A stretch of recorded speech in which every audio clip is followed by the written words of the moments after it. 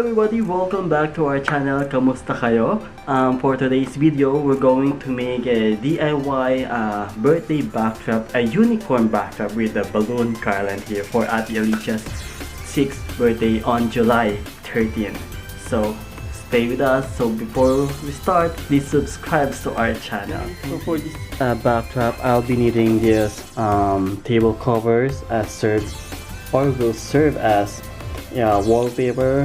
We have a glittery cardboard for the unicorn horn, and this is optional if you find something like this. I bought this in a Party City, a backdrop with a picture of a unicorn like that, balloon inflator, a tape, pencil, glue, and ruler, a ribbon for a balloon burner, a 12-inch balloons assorted color if you prefer a color for the unicorn. And then since Ate Alicia is turning 6 now, 6 years old, but it's 9. I can't find a 6 years old there, number 6 there, so I bought a 9. And then a cardboard like that.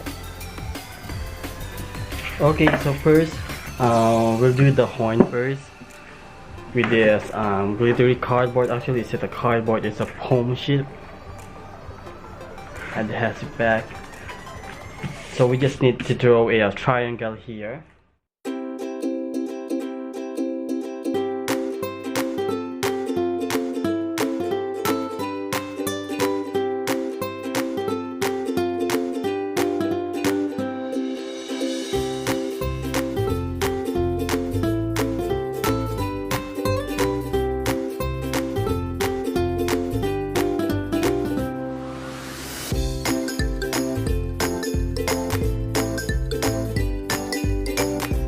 After we cut this out, so we need to stick this into this paper like this.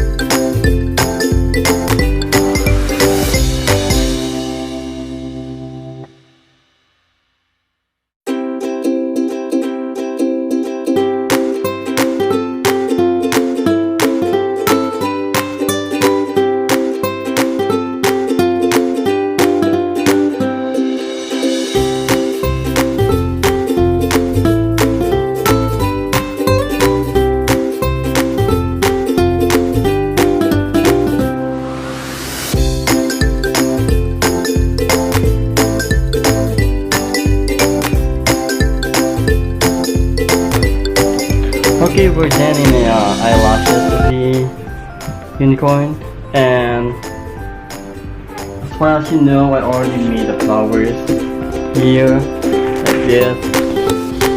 Yeah, I already made the flower here. Okay guys, so we're done in the horn of the unicorn, and then we have now eyelashes. And I said a while ago that I already have done this kind of flowers. I used this in my first birthday of my second daughter. So we will use this. We will reuse this for her Ada's birthday. Okay. So now our next will be I will put a wallpaper first here, the pink one.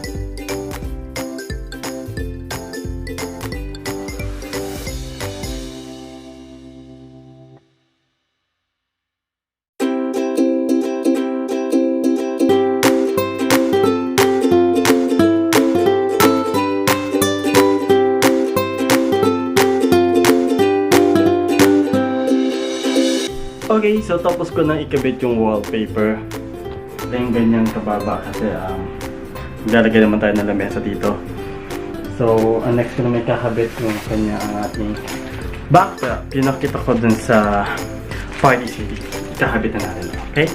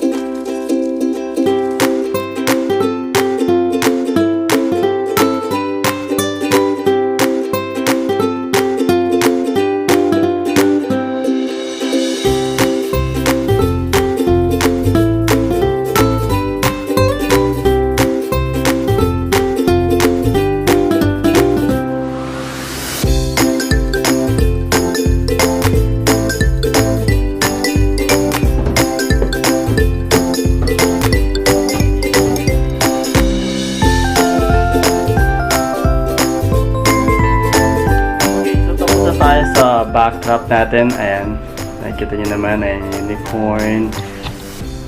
So ang gagawin naman natin ngayon is balloon garland. So for balloon garland, ang kakailanganin natin is balloon and electric air inflator.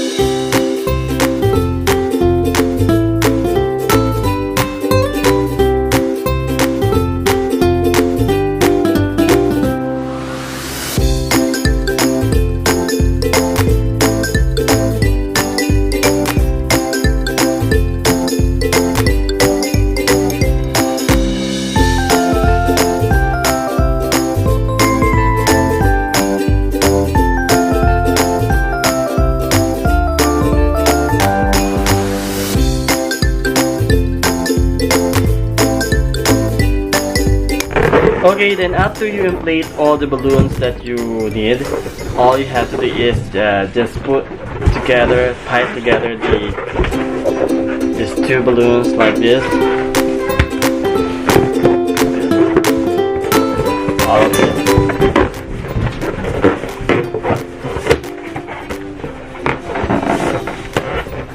That's it. Just put it together in any color or any color that you want.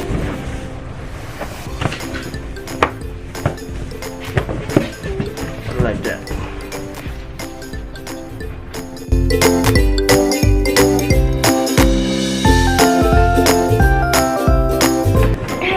then start. You need a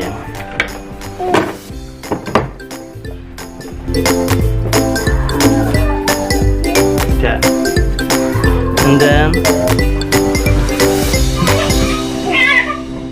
you can put it like that.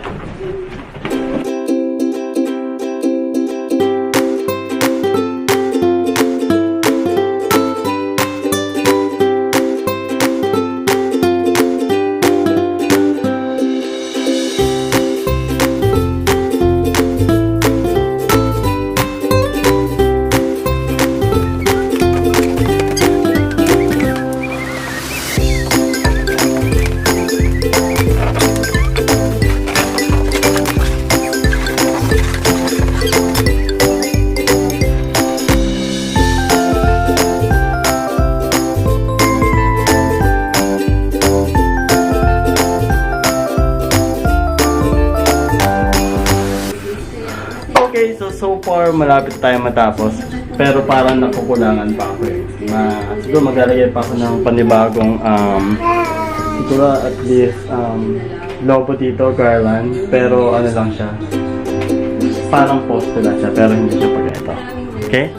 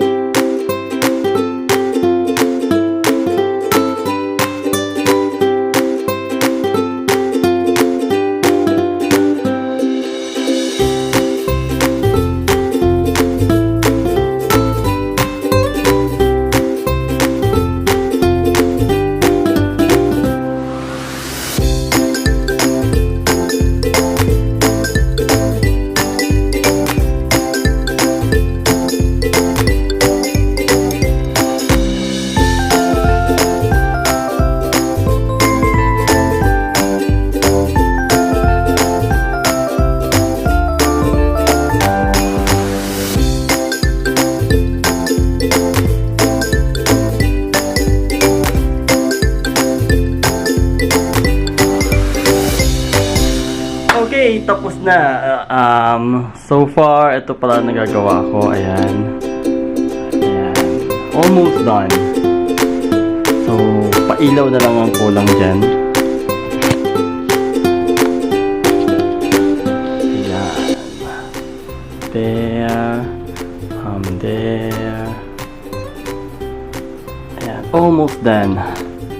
Alright, so tapos na po tayo. So, thank you po for watching. I hope you subscribe and click the notification bell. Please don't forget to subscribe. Thank you for watching. Bye.